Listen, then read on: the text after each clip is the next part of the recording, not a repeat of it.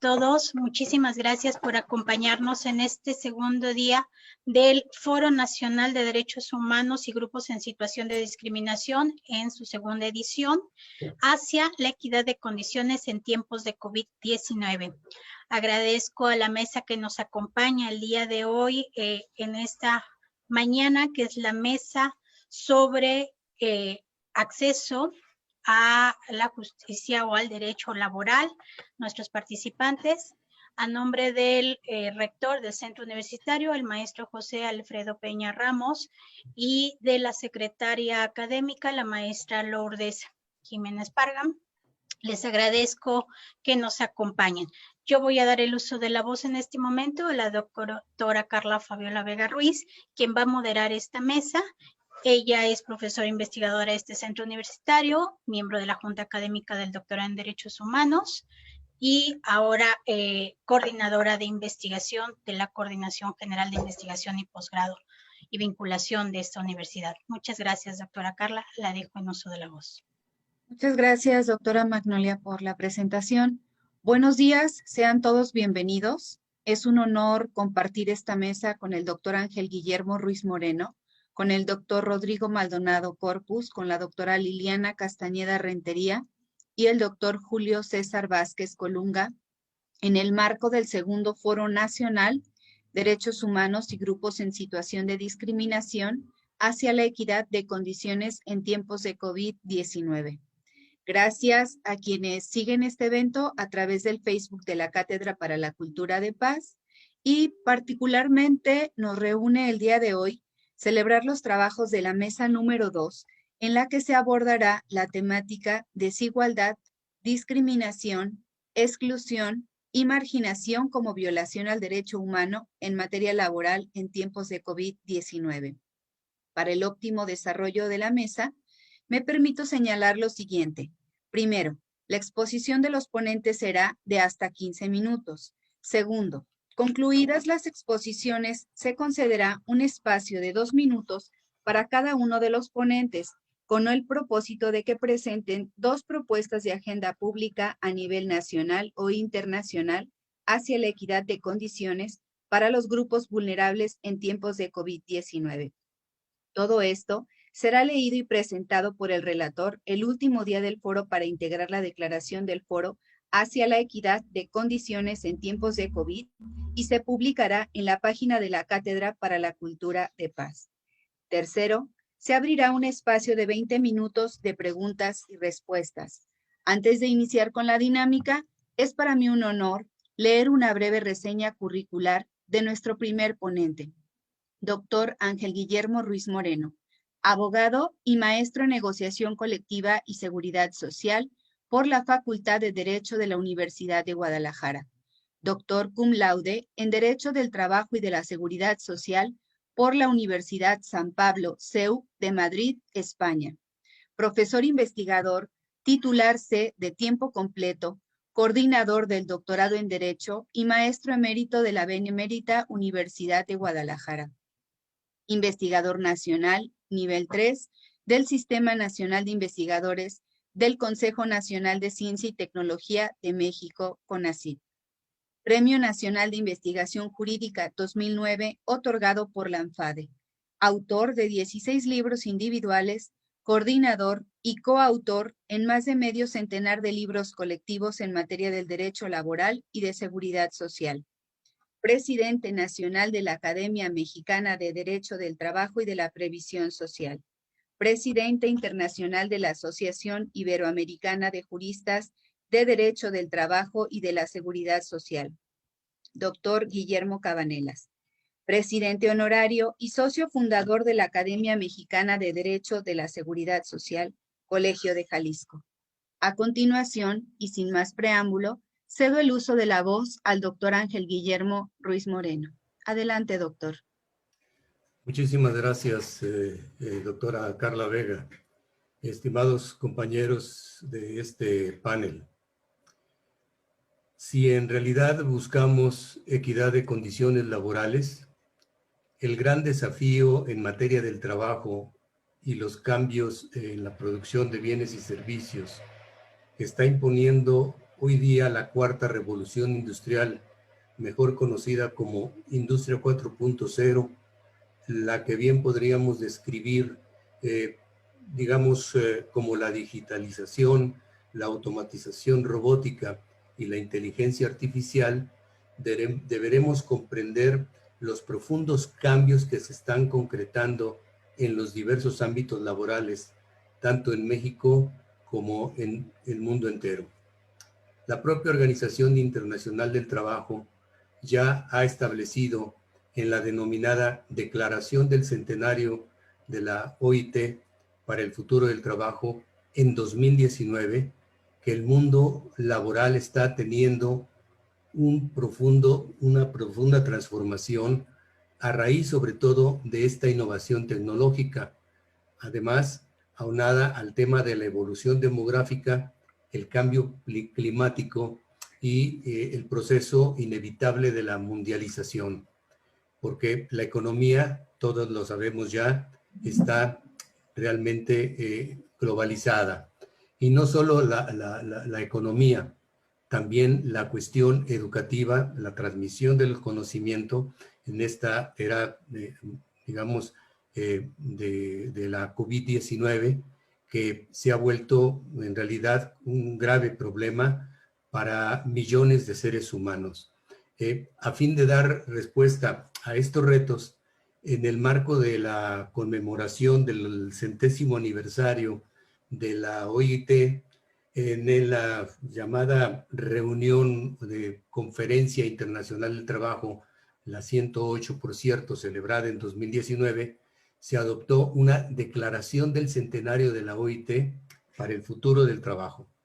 Yo les sugeriría a todos que checáramos este potente documento de la Organización Internacional del Trabajo, que es una agencia de Naciones Unidas y que es la que establece todo lo concerniente precisamente al tema laboral. Fundada en 1919, me parece que todos deberíamos de comprender que México ha firmado una serie de convenios, pactos y tratados internacionales, también de la propia Organización Internacional del Trabajo, y esto me parece que es un tema que hay que siempre tener en cuenta.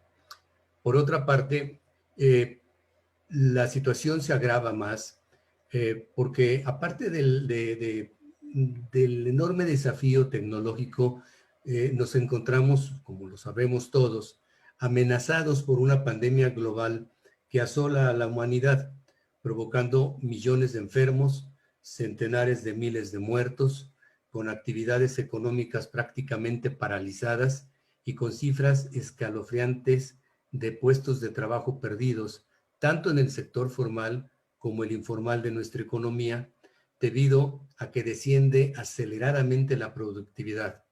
Y sin productividad, pues no habrá pago de impuestos y por tanto, pues no habrá presupuestos suficientes, por obvias razones, para cubrir todas las necesidades que el país requiere en estos complejos tiempos difíciles que estamos viviendo. Así, lo único cierto es que en México nos encontramos ya caminando hacia un horizonte donde los cambios en todos los aspectos de vida serán trascendentes. Sin embargo, la incertidumbre que se siente y que se cierne entre la sociedad nos mueve a pensar que no sabemos hasta dónde llegarán. Hoy, precisamente en el mundo del trabajo, estamos presenciando ya la aparición de nuevas formas de empleo y observamos que esas nuevas formas exigen de conocimiento, de tecnologías y aparte de una capacitación y adiestramiento necesarias que por desgracia nuestro país no puede dar ante el rezago que se tiene frente a Industria 4.0.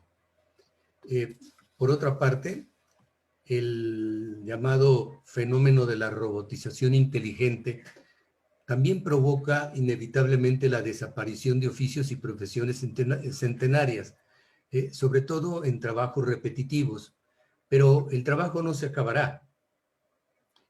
Habrá que decir que Industria 4.0 provocará también la creación de nuevos trabajos y requerirá de una capacitación y adiestramiento que las universidades todavía no somos capaces de comprender debido a la enorme velocidad en que avanza el llamado coloquialmente mercado de trabajo.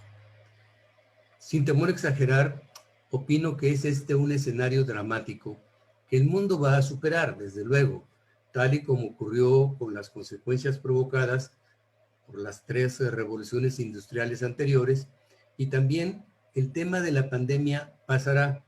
No volveremos a una nueva normalidad, sino a una nueva realidad. Y esa nueva realidad es desde luego un asunto que tenemos que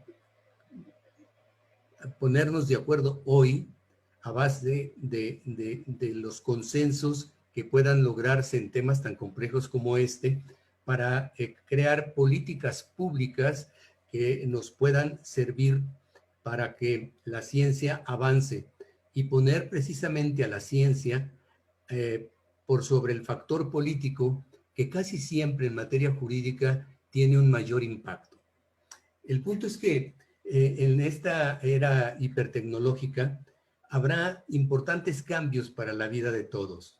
En materia laboral, estos cambios podrán ser realmente benéficos en la medida que no perdamos de vista la necesidad de brindar la protección que hoy y siempre exigirá el ser humano para poder vivir con dignidad, teniendo la sociedad confianza en que los momentos críticos de la vida podrá contar con el amparo de un sistema integral de protección social que históricamente ha acompañado al trabajo decente y que nuestra Constitución Federal denomina ya el mítico artículo 123, trabajo digno y socialmente útil, que me parece que es todavía mucho más potente que el término que utiliza la Organización Internacional del Trabajo de trabajo decente. Porque el trabajo no solo le da sentido de pertenencia y pertinencia a nuestra existencia, sino también nos permite obtener ingresos necesarios para mejorar el nivel de nuestra vida. Por ello resulta indispensable que construyamos una sociedad incluyente, solidaria y respetuosa de los demás. Esto donde prime la igualdad de oportunidades para todos, sin discriminar, sin excluir o marginar a nadie, como estamos hablando de estos temas en este panel. La idea de fondo es darle a todo ser humano la dignidad que requiere a lo largo de su existencia a través de normativas legales y políticas públicas de largo alcance que se sujeten al derecho social. Un derecho social aquí surgido en este país a nivel constitucional desde nuestra Carta Magna de 5 de febrero de 1917, y que se entienda cuál es el sentido de justicia social que busca el artículo 123. Porque ya decía y sostenía el maestro Mario de la Cueva, la igualdad a rajatabla, el trato igual para todos, solo produce injusticia social. Por eso hay que dar un trato jurídicamente diferenciado a las personas. No perdamos de vista que el derecho al trabajo y el derecho de acceso a la protección y seguridad sociales son derechos humanos establecidos en los artículos del 22 al 25 de la Declaración Universal de los Derechos Humanos y reiterados luego en múltiples tratados, pactos y convenios internacionales reconocidos por México, los que en base al artículo 133 de nuestra Constitución Política son nada menos que la ley suprema de toda la Unión. Recordemos esto. Prácticamente para ir terminando en esta intervención mía, como jurista, afirmo que en realidad nuestra Constitución Federal no nada más tiene 136 artículos, sino cientos de artículos más contenidos en esos tratados, pactos y convenios internacionales que México ha suscrito y reconocido, porque nuestra propia Suprema Corte de Justicia de la Nación ha sostenido que los derechos humanos incluidos en tratados internacionales firmados y aceptados por México, tienen similar jerarquía que nuestra Constitución, desde luego, siempre que no se oponga a las restricciones de la propia Carta Magna.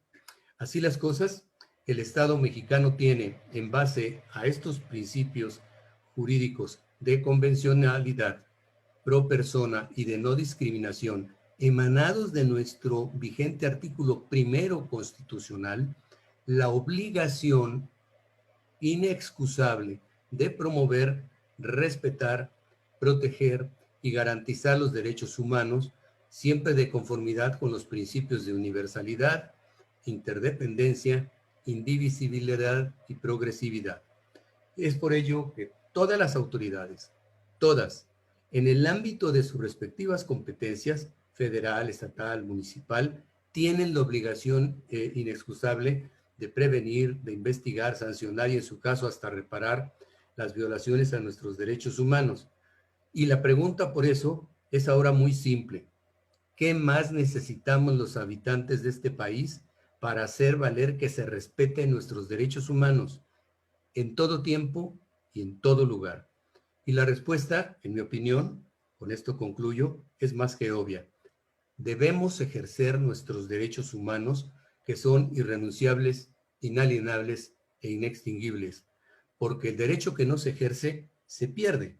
Hoy, en esta era de la pandemia mundial de la COVID-19, ha llegado la hora de actuar en vez de solo quejarnos. De principio, enhorabuena por este Foro Nacional de Derechos Humanos que llega en el momento justo. Quedo a la orden también. Gracias. Y con esto concluyo. Muchas gracias, doctor Ángel Guillermo, por su excelente presentación. Definitivamente nos quedamos con un compromiso y uno de ellos, bueno, pues es conocer todas las directrices y lineamientos que usted nos propone por la Organización Internacional del Trabajo, y lo cito, para hacer frente a una nueva realidad. Definitivamente tenemos un compromiso y bueno, sin más, a continuación me permito leer la síntesis curricular de nuestro siguiente ponente, el doctor Rodrigo Maldonado Corpus. El doctor Rodrigo Maldonado Corpus es licenciado en Derecho y Ciencias Sociales con mención honorífica y maestro en Derecho Laboral por la Universidad Autónoma de Nuevo León. Doctor en Derecho con mención honorífica por la Universidad Autónoma de Tamaulipas. Miembro de número de la Academia Mexicana de Derecho del Trabajo y de la Previsión Social, miembro del Sistema Nacional de Investigadores del Consejo Nacional de Ciencia y Tecnología, nivel 1, profesor de tiempo completo con perfil PRODEP en la División de Posgrado de la Facultad de Derecho y Criminología de la Universidad Autónoma de Nuevo León, vicepresidente de la Asociación de Magistrados de Tribunales de Justicia Administrativa de los Estados Unidos Mexicanos, integrante de la directiva de la Asociación Mexicana de Impartidores de Justicia, AMIJ, líder del Cuerpo Académico de Derecho Administrativo Laboral de la Universidad Autónoma de Nuevo León, CA 451, magistrado presidente y de Sala Superior del Tribunal de Justicia Administrativa del Estado de Nuevo León en los periodos 2012-2014 y 2018-2020. Sin más preámbulos, cedo el uso de la voz al doctor Rodrigo Maldonado Corpus. Adelante, por favor.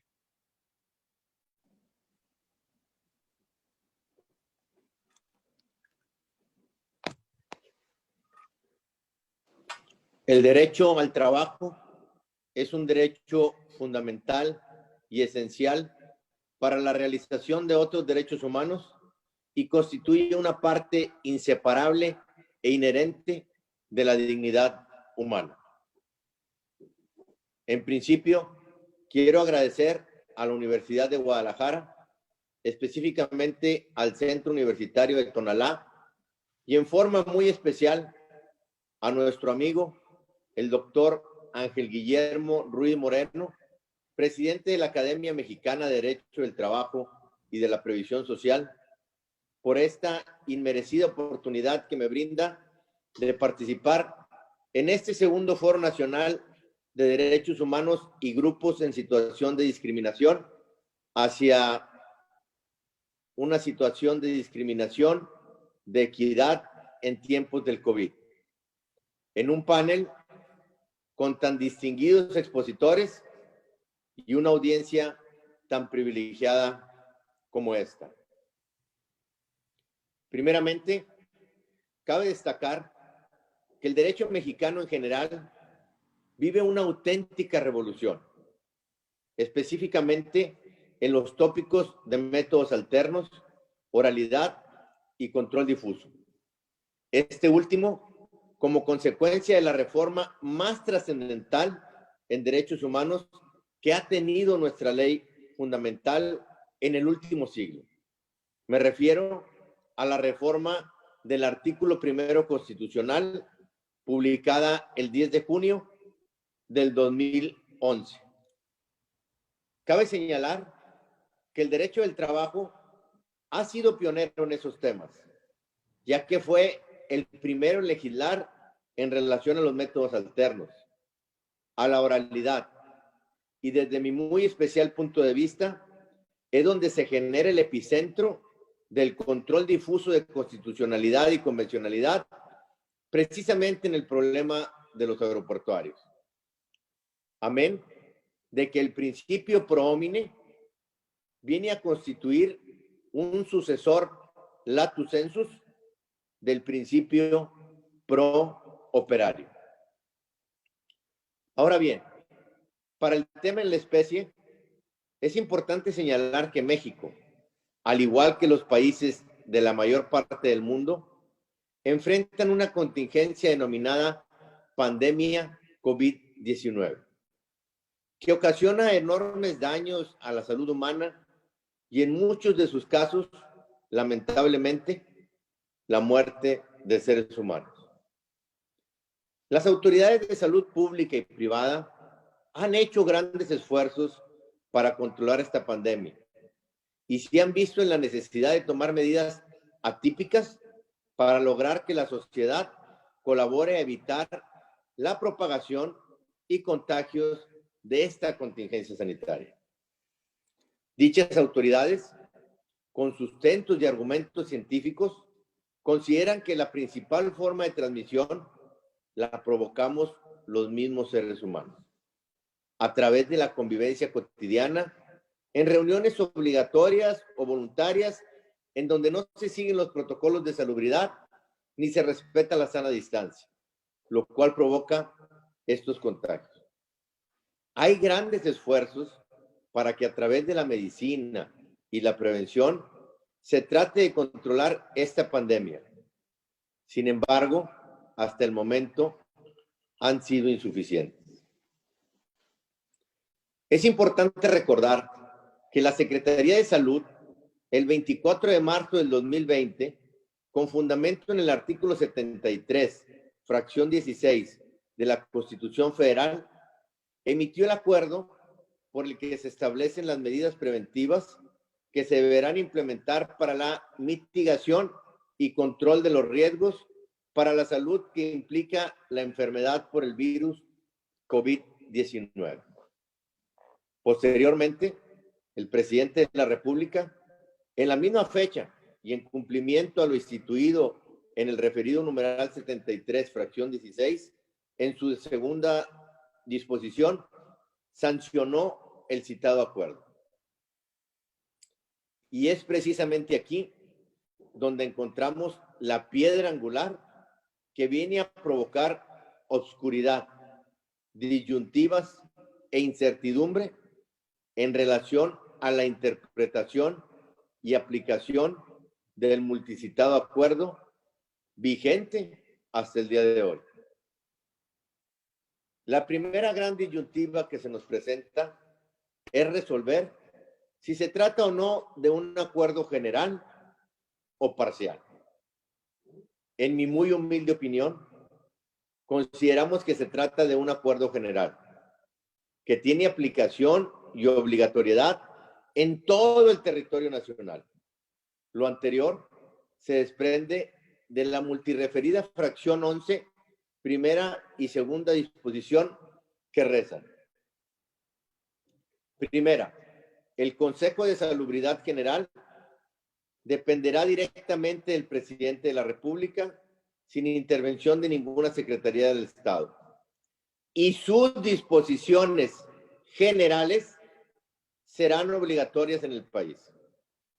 Segundo, en caso de pandemias de carácter grave o peligro de invasión de enfermedades exóticas en el país, la Secretaría de Salud tendrá la obligación de dictar inmediatamente las medidas preventivas indispensables a reserva de ser después sancionadas por el presidente de la República.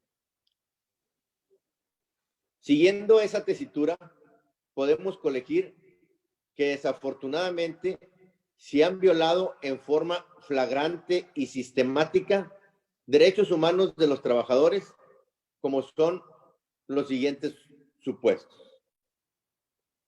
1. En el caso de los menores de 18 años, se violenta el artículo 175, penúltimo párrafo de la Ley Federal del Trabajo, que señala que, a pesar de la pandemia y consecuencias respectivas, esta clase de trabajadores no sufrirán perjuicio en su salario, prestaciones y derechos. Sin embargo, desafortunadamente, no ha sido así. 2. En el supuesto de los adultos mayores de 65 años, también se vulneran los derechos humanos establecidos en el acuerdo del 24 de marzo, por el que se establecen las medidas preventivas que se deberán implementar para la mitigación y control de los riesgos para la salud que implica la enfermedad COVID-19. Esto toda vez que en su artículo segundo, inciso A, establece evitar la asistencia a centros de trabajo, espacios públicos y otros lugares concurridos a los adultos mayores de 65 años o más y a manera de permiso, con goce de sueldo, gozarán de su salario y demás prestaciones establecidas en la normatividad vigente indicada en el inciso C del presente artículo. No obstante, en la praxis, lamentablemente, tampoco sucede así. En tratándose de mujeres embarazadas o en periodo de lactancia, la violación en derechos humanos se presenta en un doble carácter. Esto es, tanto en el multicitado acuerdo del 24 de marzo, en su artículo segundo, inciso A, como en el numeral 168, párrafo primero de la Ley Federal del Trabajo, que instituye que los trabajadores que se encuentren en este supuesto no sufrirán perjuicio alguno en su trabajo, prestaciones y derechos. Situación que terriblemente tampoco ha sucedido así. Finalmente, tal vez la violación más severa, peligrosa y trascendental es la concerniente al derecho fundamental a una tutela jurisdiccional efectiva. Es decir, el derecho al acceso a una impartición de justicia gratuita, pronta y expedita. Situación que se ha presentado durante los últimos 8 meses, ya que tanto la Junta Federal de Conciliación y Arbitraje y las juntas locales de conciliación y arbitraje de las diferentes entidades federativas han suspendido términos, labores, incluso han dejado de deshogar audiencias y diligencias, traduciéndose esto en una patente de negación de justicia para la clase trabajadora. Lo anterior, no obstante, la disposición expresa del acuerdo de fecha 31 de marzo del 2020, emitido por el secretario de Salud, mediante el cual establece las labores esenciales que deberán continuar funcionando atendiendo a su naturaleza intrínseca fundamentalmente, a pesar de la emergencia sanitaria generada por el virus COVID-19, que lapidariamente instauró en su artículo primero, fracción segunda, inciso B. Son labores esenciales las involucradas en la seguridad pública y la protección ciudadana, en la defensa de la integridad y la soberanía nacional, la procuración e impartición de justicia, así como la actividad legislativa en los niveles federal y estatal. Al margen de lo anteriormente expuesto, hay una realidad que supera al derecho, por lo cual me gustaría concluir mi participación con una frase con la cual me siento sumamente identificado del científico alemán Albert Einstein. Hay una fuerza motriz más poderosa que el vapor, que la electricidad, que la energía atómica, y yo agregaría que el petróleo, que la gasolina, que la energía eólica e inclusive que la solar. Se llama voluntad. Deseo fervientemente que el gobierno federal, estatal, las empresas, los sindicatos, la clase trabajadora y la sociedad en general encuentren esa voluntad para que en conjunto podamos superar esta severa crisis económica, de salud y social. Muchas gracias. Es cuanto.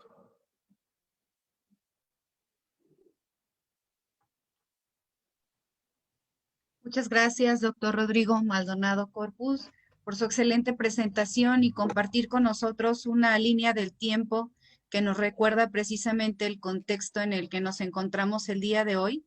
Gracias por recordar, es muy importante recordar la violación de derechos humanos que se está realizando precisamente esta clase trabajadora, un sector tan importante, y agradecemos finalmente esta última reflexión. ¿Sí? No debemos permitir y estar en este sistema de negación donde se están viendo vulnerados y violentados todos estos derechos. Pues sin más, agradezco de nueva cuenta, doctor Rodrigo Maldonado, por su participación y sin más, me permito presentar a nuestra siguiente ponente, a la doctora Liliana Ivette Castañeda Rentería. Sí se escucha bien, ¿verdad? Ok, bien. Bueno, la doctora Liliana Ivette Castañeda Rentería tiene 39 años, es casada, tiene 2 hijos de 9 y 12 años de edad, es doctora en Ciencias Sociales con especialidad en Antropología Social por el Centro de Investigaciones y Estudios sobre Antropología Social, CIESAS. Estudió la maestría en Gestión y Políticas de la Educación Superior y la carrera de abogado en la Universidad de Guadalajara. Como investigadora desarrolla las líneas de investigación identidades, géneros y maternidades, estructuras socioeconómicas, articulaciones institucionales y experiencias biográficas. Ha participado como ponente en eventos nacionales e internacionales, tales como el Congreso Internacional de Políticas de Género en Instituciones de Educación Superior en Rosario, Argentina, en marzo de 2019, y el seminario Mujeres Académicas e Investigación sobre Mujeres en las Universidades Ibéricas, en Salamanca, España, en julio del mismo año, donde tuvo a su cargo la conferencia inaugural.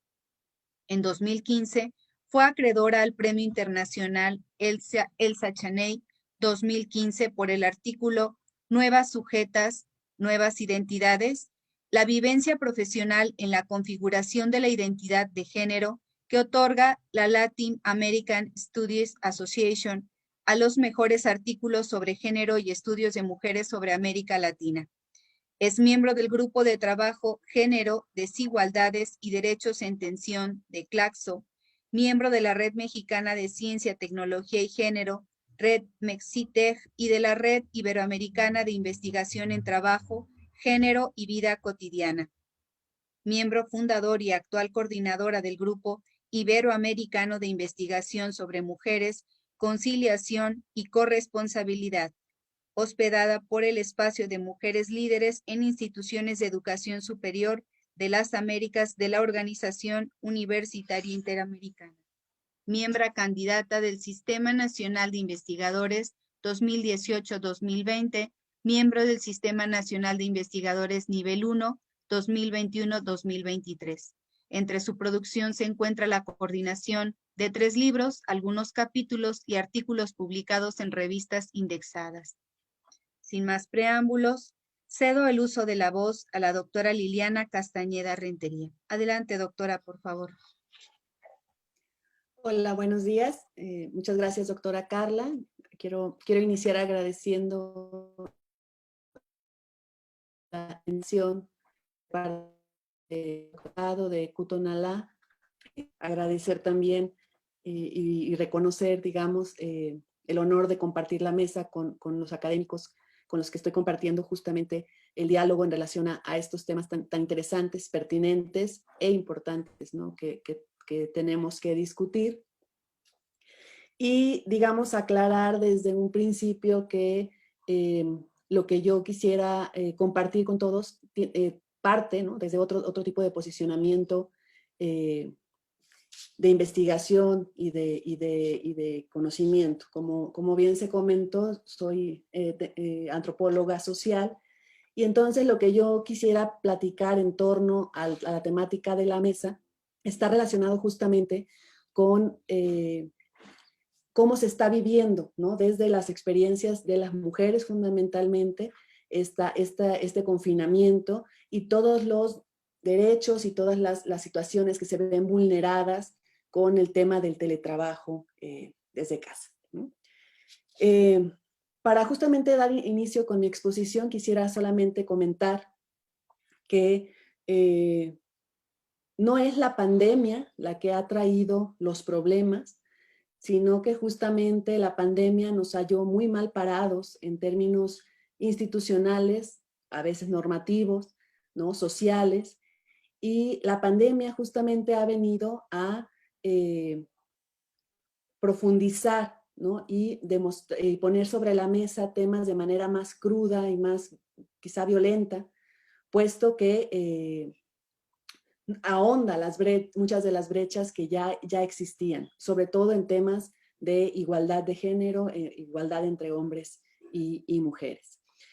Una de las cosas que ya se habían venido mostrando a partir de la generación de conocimiento, los estudios de género y muchos de las denuncias feministas, es justamente el tema de la crisis de cuidado que estamos viviendo muchas de las sociedades, no solamente latinoamericanas, sino a nivel mundial.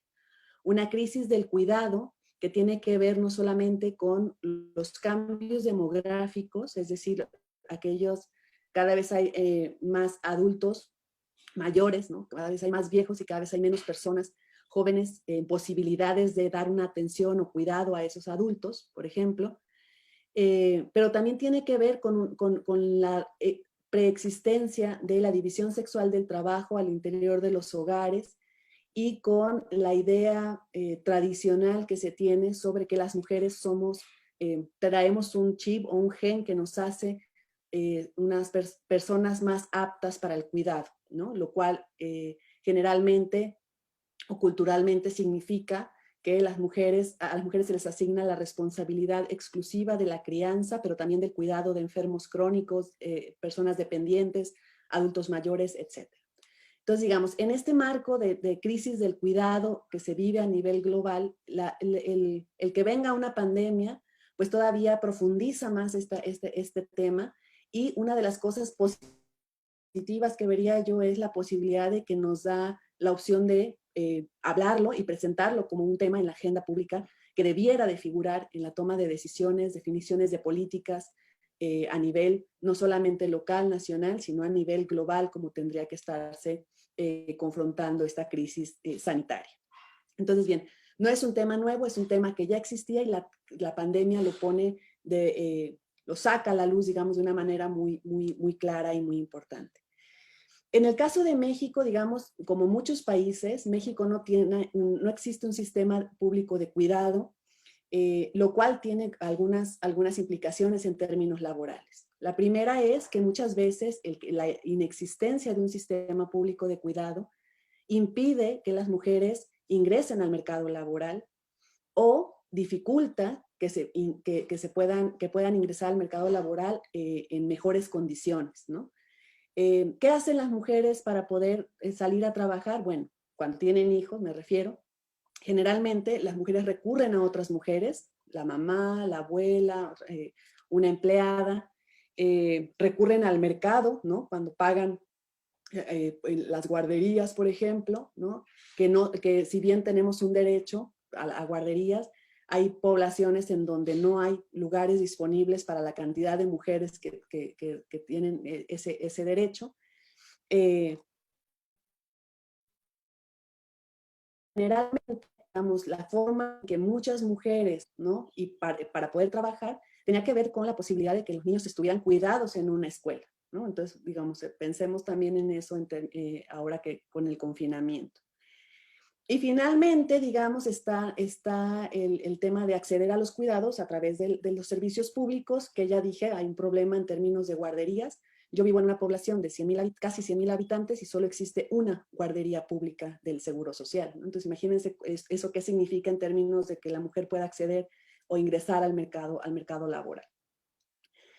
Y las escuelas públicas tienen un horario muy interesante, ¿no? Es decir, si la mujer va a tener la posibilidad de que sus hijos estén cuidados en una escuela pública que tiene un horario de 8 de la mañana a 12:30 del día, imagínense a qué tipo de trabajos pueden acceder con ese tipo de horarios cuando ellas tienen la responsabilidad completa de cuidar a sus hijos, ¿no? Entonces esto favorece que se inserten en el mercado informal, lo cual implica que no tienen seguridad social y tiene una serie de implicaciones importantes en términos de derechos también laborales y de seguridad social.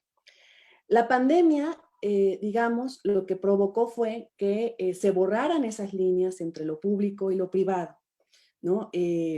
La pandemia, digamos, quitó de un plumazo esta división y desbarató las estrategias con las cuales las mujeres tenían esta posibilidad de generar ingresos mientras sus hijos estaban en una institución pública o privada bajo cuidado de alguien más. La pandemia nos regresa a casa a muchas mujeres que gracias a la educación superior, gracias a un trabajo remunerado, habíamos salido del espacio doméstico para construir biografías de diferente manera y nos colocó, digamos, en un espacio donde se nos exige seguir siendo igualmente productivas, asumiendo que a la vez también estamos cuidando a los que tenemos que cuidar y convertirnos además en asesoras o maestras de diferentes niveles educativos de nuestros hijos en casa. Y digamos, uno entiende el marco, ¿no?, en el que se da esta redomesticación, diría Dora Barrancos, una argentina que ha trabajado el tema, pero también uno entiende, uno debería entender, digamos, cómo la televisión, los medios, empezaron a tratar de romantizar este tema, como que fuera lo mejor del mundo que las mujeres regresáramos a casa, como que todas íbamos a estar muy peinadas y arregladas, preparando el pay para los niños, felices de estar con los niños en casa, sin entender que las condiciones del trabajo en casa tienen ciertas características que vulneran los derechos como trabajadora, pero además vulneran nuestros derechos también como mujeres. Decía, digamos, se borran las fronteras entre lo público y lo privado, todo el día se convierte en un día laboral, ¿no? Es decir, ya no hay horarios en cuales escapar a veces de las reuniones o de los WhatsApp o de los correos que mandan los jefes o los compañeros de trabajo.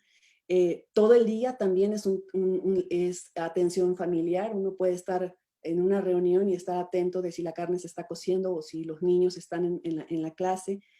Y hay un gran costo en términos de el propio trabajo que asume el trabajador. Es decir, aumentaron, por supuesto, mi recibo de la luz, aumenta, por supuesto, los megas que tengo que contratar, aumentan, y todo eso lo absorbe el trabajador desde casa. Entonces, digamos, pagamos por trabajar desde casa en condiciones que no son las más adecuadas ni las más justas. Esto lo digo, digamos, sabiendo y conociendo específicamente que a nosotros se nos considera un sector muy privilegiado, ¿no? Y pareciera que por eso no podemos decir que las cosas no están tan bien tampoco con nosotros. Pero, digamos, asumiendo que somos privilegiados y que tenemos un trabajo, que hemos seguido recibiendo un ingreso y que estamos trabajando desde casa, cuidándonos y cuidando a nuestras familias, tampoco quiere decir que todo sea, esté en términos de equidad, de justicia, de igualdad o de derechos cuando estamos haciéndolo desde casa. Entonces, digamos, el tema, como les decía, yo lo abordo desde otra perspectiva, y esto para mí representa varios retos en términos de no solamente la igualdad, sino en varios aspectos. Primero, ¿cómo podemos pensar los derechos de los trabajadores y las trabajadoras desde el teletrabajo, ¿no? Es decir, ¿qué condiciones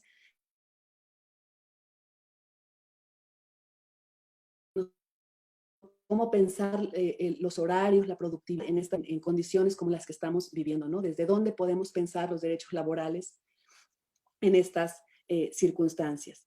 Otro reto tiene que ver con los costos físicos, los costos mentales del confinamiento, los costos económicos del confinamiento, sobre todo para el caso de las mujeres que tienen, y les decía yo, este mandato de género de cuidar a los demás, aún incluso del propio tiempo para el autocuidado. Otro de los retos fundamentales tiene que ver con las violencias, ¿no? Eso ya ha sido expuesto a través de los medios y por otras instituciones, en donde se ha demostrado que la violencia doméstica ha aumentado y que, digamos, la casa no es el lugar más seguro para las mujeres y para las niñas, y estas condiciones también afectan, por supuesto, en términos laborales nuestra productividad o nuestro trabajo. Y finalmente un reto que es mayúsculo y que yo creo que es uno de los que tendríamos que siempre poner en la mesa cuando trabajamos estos temas o en las participaciones públicas que tenemos, que es la necesidad de que aquellos tomadores de decisiones, aquellos diseñadores de políticas públicas, de programas públicos, dejen de pensar, como lo dijo el presidente de la República a principio de la pandemia, ¿no? Que México tiene un ejército de enfermeras en cada una de las familias mexicanas. Es decir, mientras sigan pensando y diseñando las políticas públicas, la normatividad, asumiendo que las mujeres tenemos esta cualidad de cuidar de los otros, seguirán siendo vulneradas nuestras posibilidades reales de insertarnos al mercado laboral, pero además de gozar de mejores condiciones de seguridad social, de jubilaciones, pensiones, etcétera, etcétera. Entonces, me parece que es importante pensar en el cuidado como un derecho que que tenemos a cuidar, efectivamente, que tienen los niños, los dependientes, los enfermos, los adultos, a ser cuidados, pero también pensar el autocuidado como un derecho que deberíamos tener todos y todas para poder tener una vida más plena y más satisfactoria. Yo lo dejaría por el momento hasta aquí. Esa es mi participación.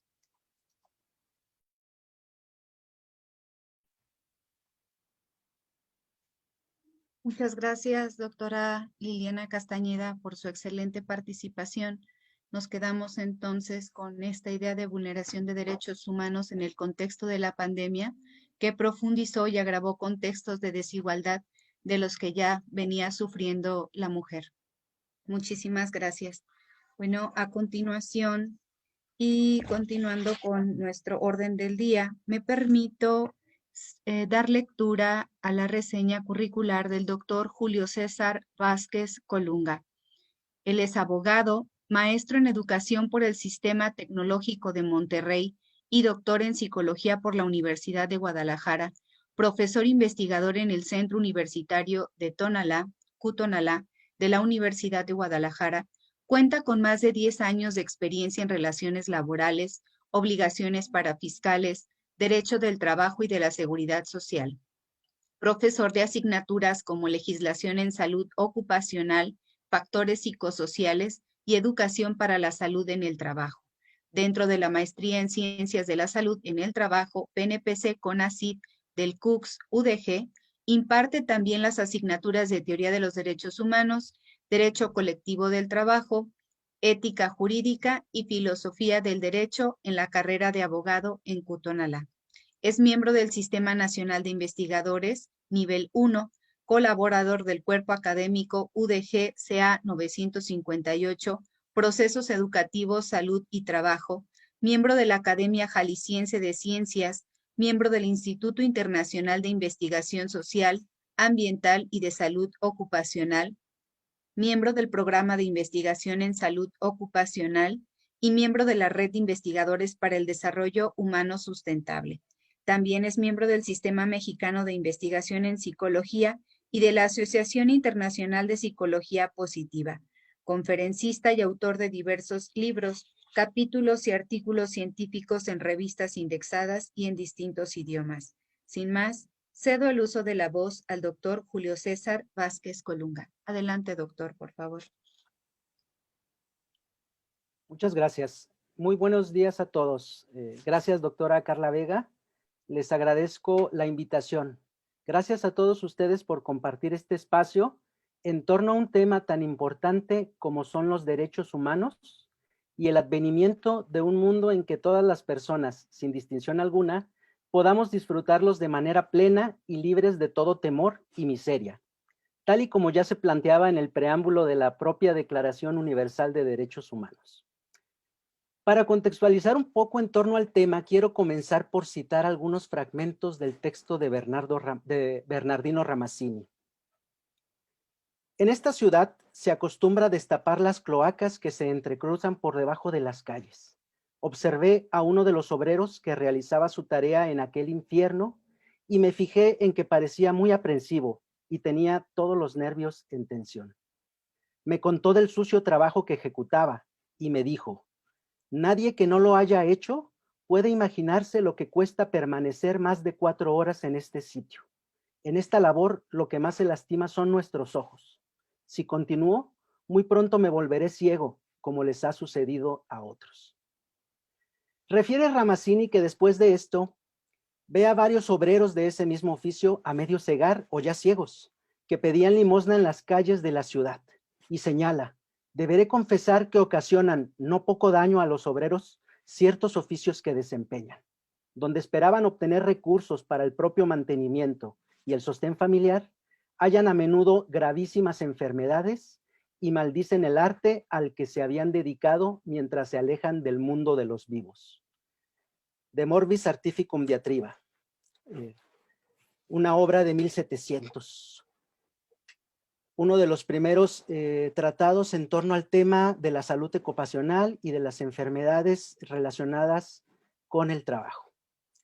A más de 300 años de esta obra, seguimos encontrando trabajadores en condiciones laborales precarias, algunas de las cuales sin duda se han agudizado ante los procesos de flexibilización laboral, las nuevas formas de empleo y autoempleo, las transformaciones en la prestación de servicios, así como ante la presencia de los llamados riesgos de trabajo emergentes, como pueden ser los factores psicosociales, recientemente reconocidos por nuestra legislación laboral, y a los cuales les queda un largo camino por recorrer en torno al tema de su justiciabilidad. Cabe señalar que el trabajo no enferma ni cura a nadie, sino que son las condiciones en las que éste se realiza las que pueden ser generadoras de salud o enfermedad.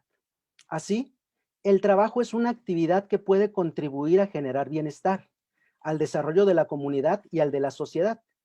De esta forma, el trabajo, además de configurarse como un derecho y un deber social, ha logrado ser reconocido como un derecho humano, que progresivamente se ha ido ampliando hacia su consolidación como un derecho humano indispensable para el acceso a una vida digna. E incluso, como ya lo mencionaba Marx, implica una actividad que nos permite alcanzar la felicidad al hacer posible nuestra realización mediante una ocupación.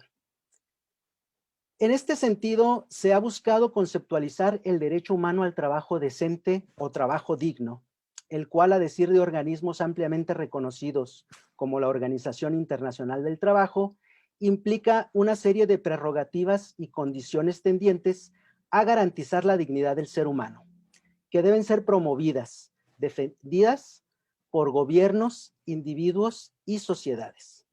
Entre algunos de sus elementos más relevantes encontramos el trato digno, el salario remunerador, el acceso a la seguridad social y el ofrecer las mejores condiciones que garanticen la vida y la seguridad del trabajador. Sabemos que el trabajo representa una de las actividades más importantes para el ser humano, una actividad primordial en tanto que se constituye como el principal medio para procurar su subsistencia, así como la de su familia. Pero además, debido al gran tiempo que se le dedica durante la vida productiva, por lo cual las condiciones en las que éste se preste serán de las circunstancias que más van a influir en los cambios de salud de las personas. Según datos de la Organización para la Cooperación y el Desarrollo Económico, México es uno de los países con las jornadas laborales más extensas, llegando al primer lugar de 38 países, por encima incluso de países tales como Corea del Sur, donde las jornadas laborales permitidas eran hasta hace poco de 68 horas semanales. Según datos de la Organización Mundial de la Salud, México ocupa el primer lugar a nivel mundial en estrés laboral, con un 75% de su fuerza laboral bajo esta condición. Le siguen China con un 73% y Estados Unidos con un 59%. Estos trabajadores estresados por condiciones relacionadas con el trabajo están expuestos a las patologías que esto conlleva, entre las que encontramos enfermedades físicas como hipertensión arterial, ataques cardíacos, enfermedades gastrointestinales y disminución del sistema inmunológico, solo por mencionar algunas, así como también padecimientos psicológicos, como pueden ser depresión, ansiedad, ataques de pánico y neurosis. En tiempos de COVID-19 nos encontramos ante una nueva normalidad que incluye modificaciones en las formas de trabajo, entre las que podemos destacar el teletrabajo o trabajo desde casa, que en cierta medida representa una intromisión en los hogares y dificulta aún más una adecuada división del tiempo de trabajo, tiempo de descanso y tiempo de familia, pero que además ha contribuido al incremento y la invisibilidad de los llamados factores psicosociales emergentes, y con esto a la ineficaz protección a la salud del trabajador.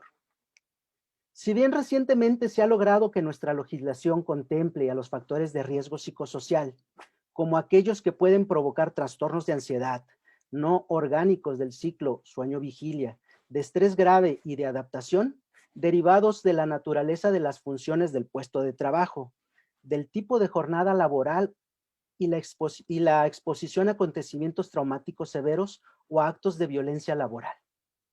Aún queda un largo camino por recorrer, y en este sentido tenemos un marco normativo que regula lo relativo a la salud ocupacional, pero hacen falta adecuaciones muy importantes como son el reconocimiento y garantía de derechos humanos laborales a otro tipo de empleos que no han sido considerados.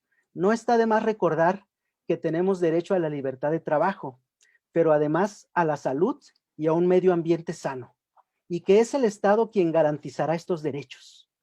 Eso tenemos que interpretarlo con un sentido pro persona y conforme a nuestra Constitución y tratados internacionales en materia de derechos humanos. También existen otros temas pendientes en el ámbito de la salud ocupacional, temas que ya han sido estudiados e incluso reconocidos en legislaciones de otros países, como puede ser la inclusión de la muerte por exceso de trabajo como una patología de origen laboral.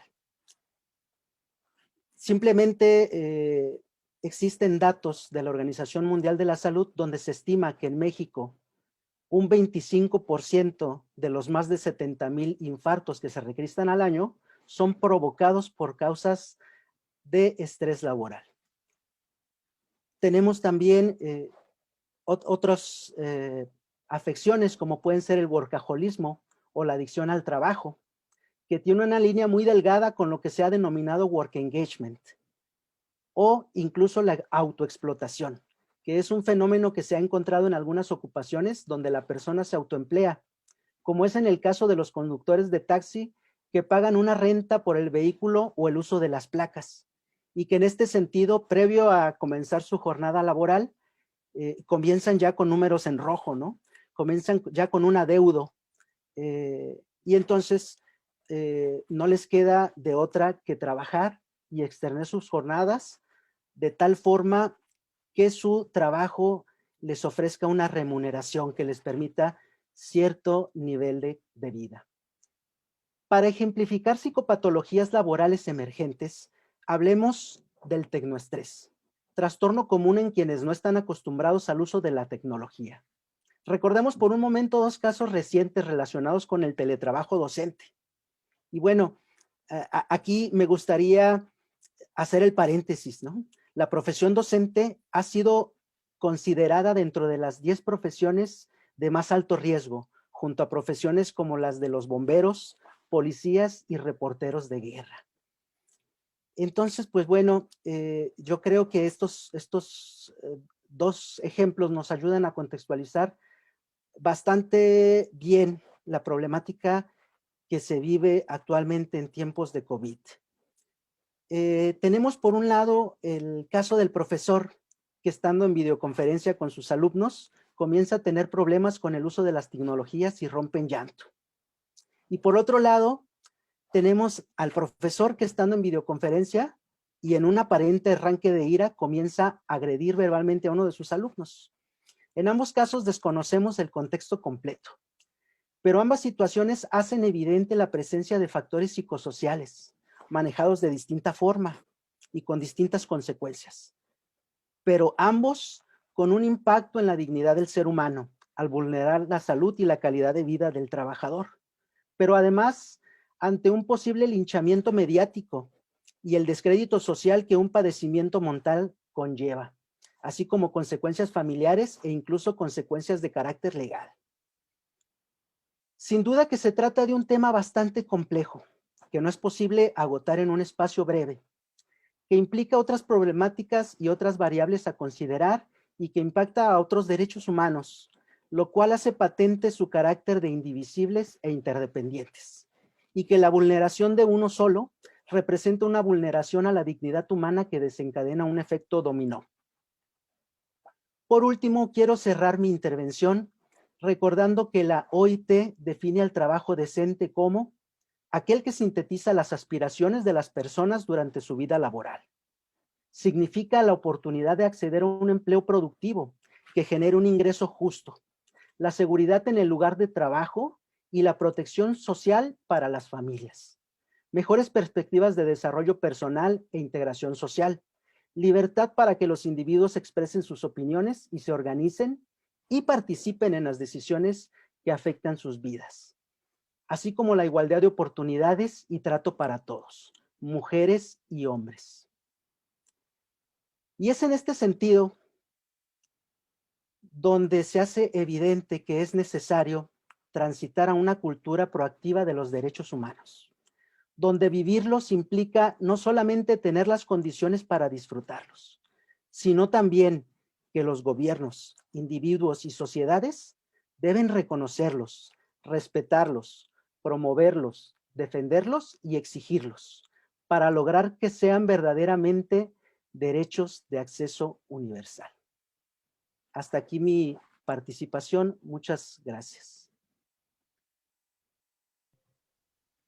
Muchas gracias, doctor Julio Vázquez, por su participación, que nos invita a la reflexión profunda de los impactos que genera este estrés laboral en este contexto de pandemia. Nos quedamos precisamente con su reflexión respecto al análisis de los factores psicosociales emergentes.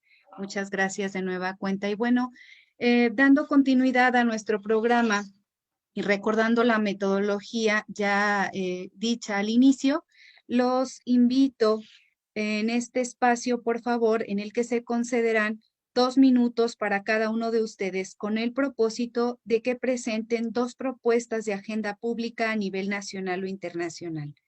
Adelante, por favor, doctor Ángel Guillermo Ruiz Moreno. Muchas gracias, estimada doctora Carla Vega.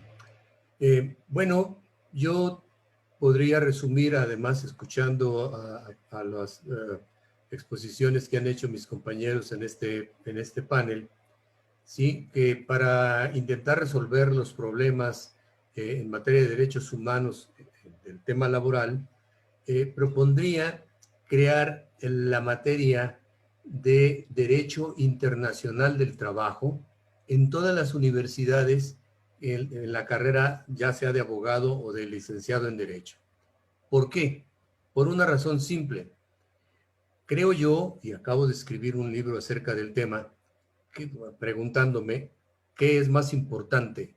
¿Sí? ¿El derecho, el marco nacional jurídico o el derecho internacional? Pues podríamos conseguir más con el derecho internacional si es que no se dan las condiciones para que en México se respete y se reconozca a cabalidad la obligación que tiene el Estado de responder acerca de los derechos humanos. Entonces, estudiar el derecho internacional del trabajo significa que hablemos de los pactos, tratados y convenios internacionales en esta materia, y puede ser en otras materias también. Por lo tanto, creo que allí está una propuesta que tendríamos que considerar en las universidades, sobre todo públicas, pero también en las privadas, me imagino yo.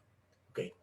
Y la segunda propuesta sería construir, mediante lo que la Organización Internacional del Trabajo llama pisos de protección social, una nueva propuesta de seguridad social universal que sea de todos y para todos, financiada siempre mediante impuestos generales, ojo, de manera solidaria, obligatoria, ¿sí? Unificando así los esquemas de la asistencia social, la previsión social laboral, la seguridad social y los sistemas complementarios de la protección social que la Organización Internacional del Trabajo reconoce.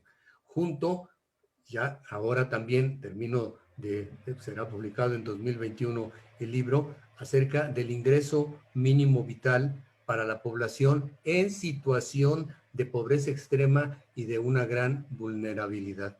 Esa sería mi par de propuestas, porque creo que es factible sacarlas adelante y creo que también es necesario que exijamos nuestros derechos a las autoridades que son los únicos garantes y responsables de estos temas. Gracias. Muchas gracias, doctor Ángel Guillermo.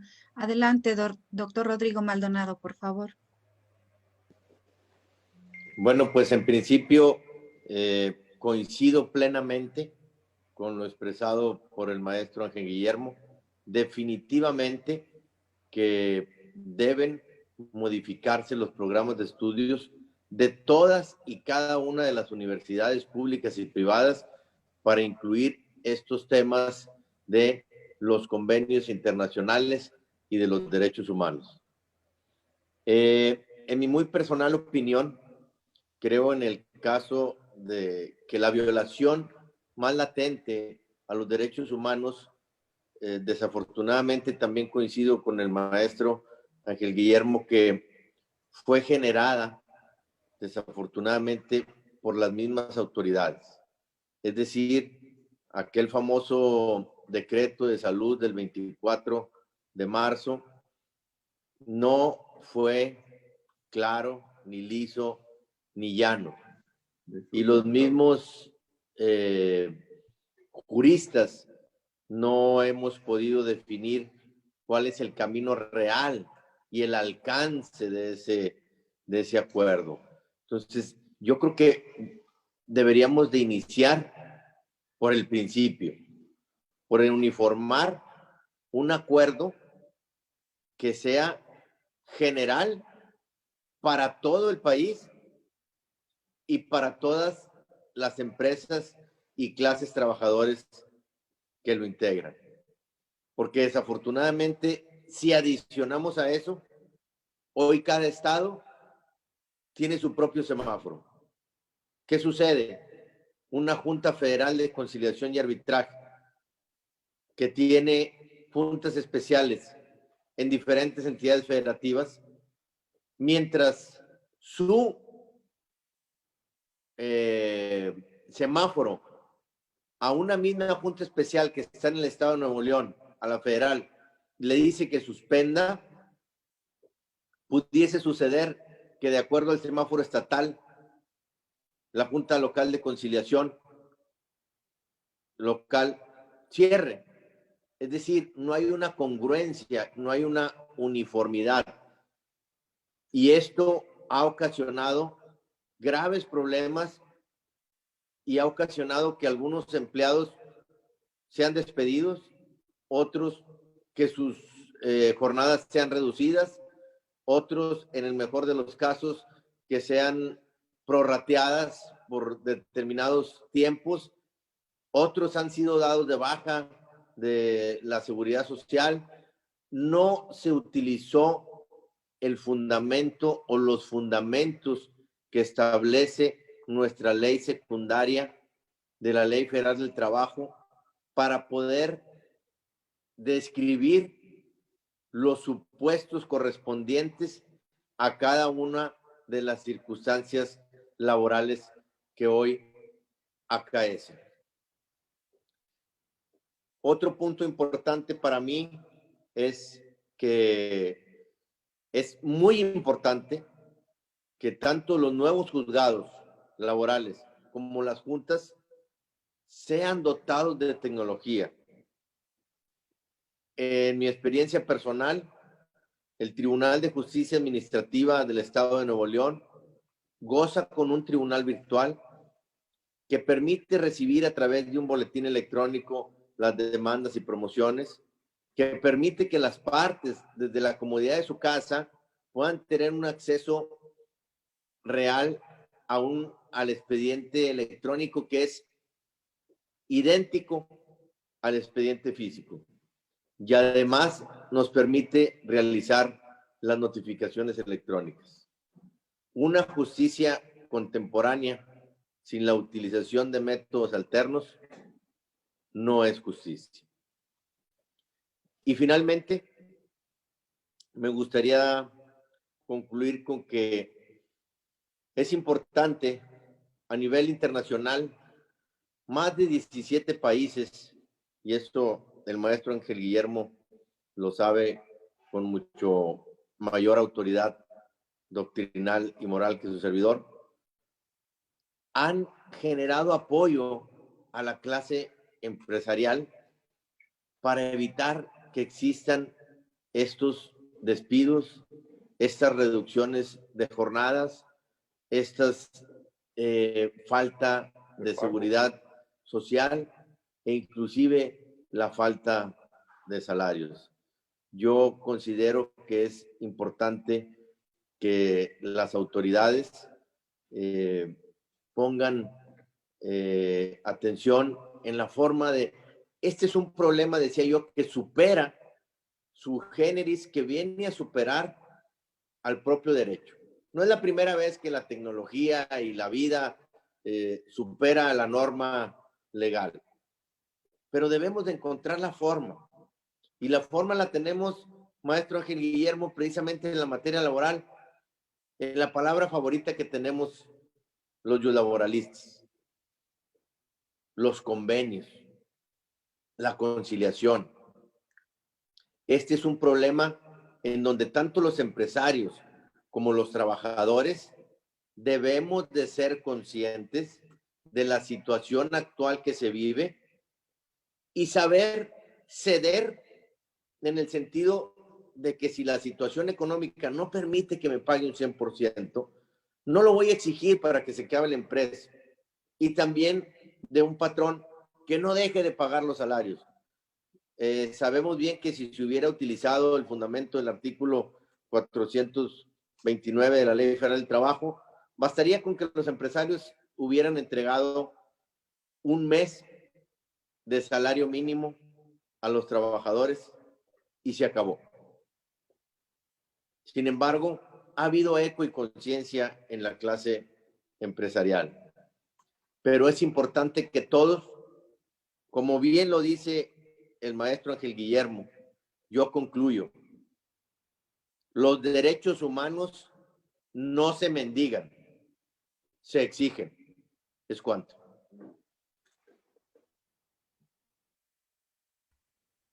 Muchas gracias, doctor Rodrigo Maldonado. Adelante, doctora Liliana Castañeda, por favor, para presentar sus dos propuestas. Bien, yo creo que con todos los retos que expusimos, ¿no? Varios de los ponentes, digamos, desde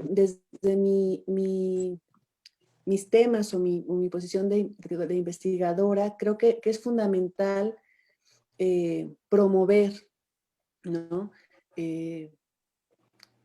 la idea de que las políticas públicas, el diseño institucional, tiene que poner en el centro el derecho, no solamente el derecho, sino en general los cuidados y la reproducción de la vida, como ya varias feministas han establecido a partir de los años 70, 80 y que todavía sigue sin tener mucho eco en los tomadores de decisión.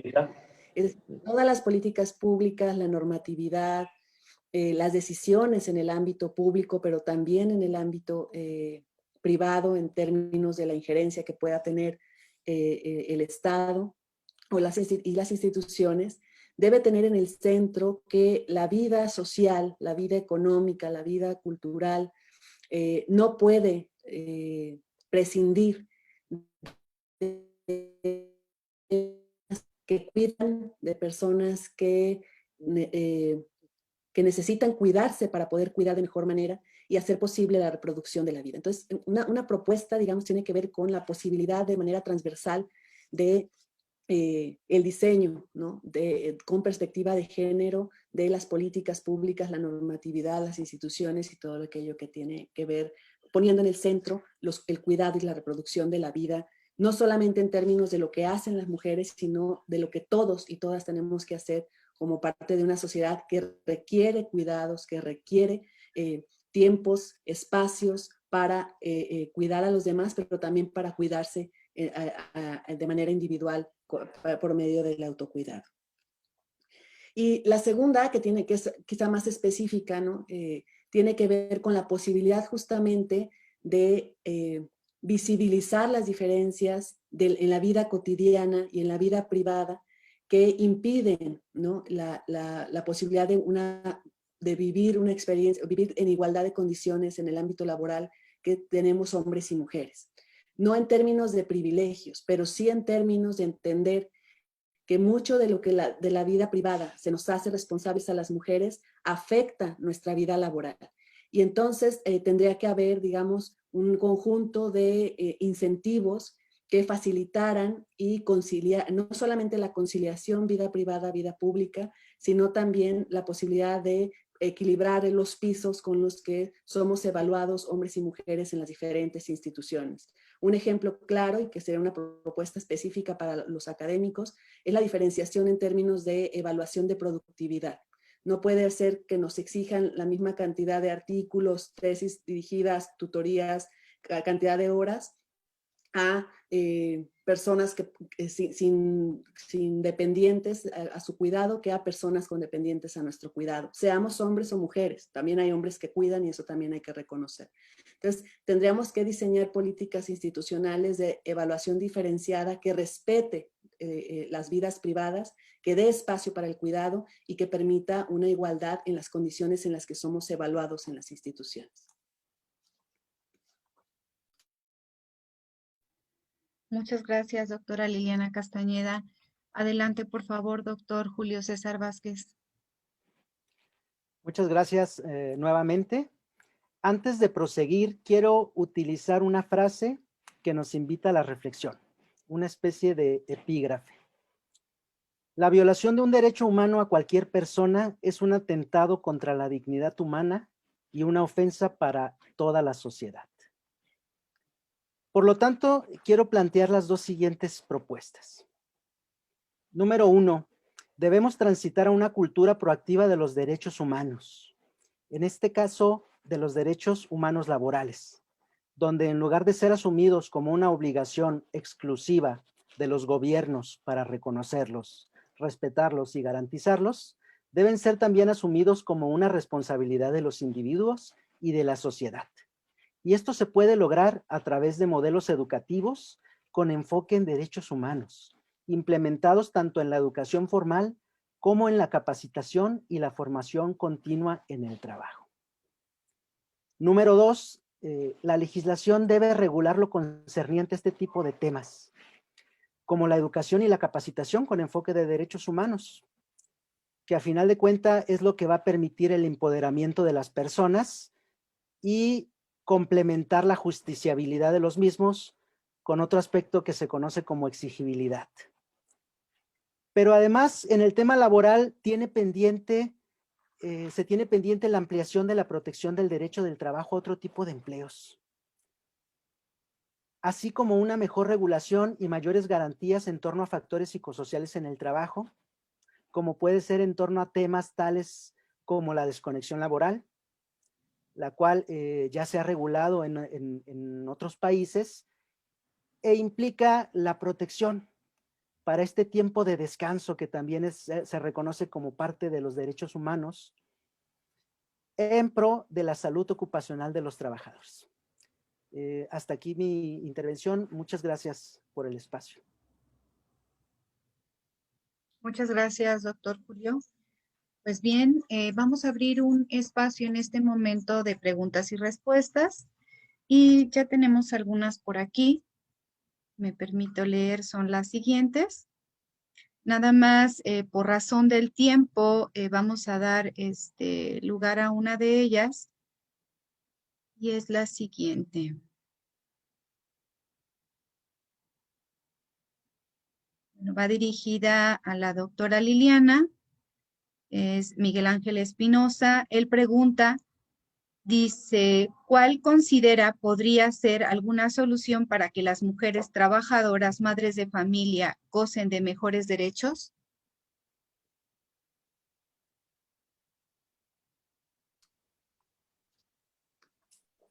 No hay, agradezco la pregunta, no hay una respuesta fácil para esa pregunta porque lo que tendría que estar en el centro, digamos, es que las condiciones para llevar a cabo un trabajo en el espacio extradoméstico, en el mercado formal, fueran los mismos, sean las condiciones, las mejores para hombres como para mujeres, y que eso pasara también en el espacio privado doméstico. Es decir, aquí la estrategia que se ha seguido en algunos sistemas de cuidado, como por ejemplo el uruguayo, el que se está promoviendo en Colombia también, tiene que ver con la posibilidad de que a través de políticas públicas existan incentivos en donde los hombres también se incorporen en el espacio doméstico, generen relaciones interpersonales de mayor fortaleza con su familia, ¿no? Que también tiene implicaciones, por ejemplo, para ser cuidados cuando son viejos o cuando están enfermos, etcétera. Y que eso facilite que el espacio doméstico no se constituya como una carga que las mujeres llevan cuando salen a trabajar al espacio, al mercado laboral. Entonces, digamos, no hay una solución fácil porque en ese sentido el Estado tendría que generar condiciones que al mismo tiempo favorecieran la salida de las mujeres al mercado laboral, pero también el ingreso de los hombres al espacio doméstico, generando otro tipo de relaciones entre los sujetos que conviven en una unidad familiar. Y esto es a través de políticas públicas, del diseño institucional, que haga, ¿no? En ese sentido, que la maternidad, el maternaje, el cuidado y la crianza de los hijos, o el cuidado de los enfermos, o el cuidado de los adultos o dependientes, no sea un asunto de voluntad privada de los hijos o de la mujer que está en casa, sino que sea un derecho a ser cuidado que esté garantizado por el Estado a través justamente de un diseño institucional amplio que permita eso, guarderías, casas de asistencia y otro tipo de dependencias. Entonces, es complejo, pero digamos, hay algunos ejemplos internacionales que nos permiten saber que el camino va en doble sentido, tanto hacia el espacio del mercado laboral como también en promoción de la inserción de los hombres en las dinámicas de cuidados al interior de las familias. Gracias, doctora. Bueno, tenemos otras preguntas también para usted, pero ya no nos dan los tiempos. Por lo tanto, voy a proporcionarle pues estas preguntas ya por correo electrónico de Ramón Castellanos Ángeles y de María Mendoza. Y agradecemos pues su participación a través de Facebook de la Cátedra de Cultura de Paz del Centro Universitario de Tonalá. Bien, continuando entonces con el desarrollo de estos trabajos, bueno, pues a manera de conclusión podemos referir que todos coinciden con la importancia de capacitar y formar atinadamente, y con la primera propuesta que genera el doctor Ángel Guillermo, pero que coinciden todos en ella, pues es muy importante la formación y es muy importante incluir en el plan de estudios la materia del derecho internacional del trabajo y propiamente también pues hablar de todos estos instrumentos jurídicos a nivel internacional para asumir una responsabilidad como sociedad de estar informados respecto de los derechos humanos y hacerlos exigibles finalmente. Hacer exigible, tener este acceso y hacerlos efectivos, que es lo que más nos ocupa y nos interesa a todos. Por otra parte, el diseño de políticas públicas también en ese sentido para tratar de disminuir todos estos golpes que en este momento de pandemia pues se han agudizado en diferentes ámbitos, y en el tema que nos ocupa pues en el ámbito laboral, y es en lo que finalmente coinciden todos los ponentes del día de hoy, que me permito pues agradecer de nueva cuenta al doctor Ángel Guillermo Ruiz Moreno, al doctor Rodrigo Maldonado Corpus, a la doctora Liliana Castañeda, al doctor Julio César Vázquez Colunga, por sus atinadas y excelentes participaciones. Aprovecho también para agradecer la participación de los cuerpos académicos UDG-CA 794, Derechos Humanos, Constitución y Reformas Estructurales, así como también al Cuerpo Académico de Derecho Administrativo Laboral de la Universidad Autónoma de Nuevo León, CA 451. Finalmente, agradezco a todos ustedes por su valiosa participación y por sus aportaciones, y a aquellos también que nos han seguido en las redes sociales. Finalmente, los invitamos a continuar con la mesa número 3 denominada Desigualdad, Discriminación, Exclusión y Marginación como violación al derecho humano en materia de salud en tiempos de COVID-19. Entonces, la transmisión continúa. Pues gracias a todos y muy buenas tardes. Muy buenas tardes. Hasta luego. Y un Muchas saludo gracias. y un abrazo desde Nuevo León. Gracias por Igualmente, hasta luego. Saludos a la mesa.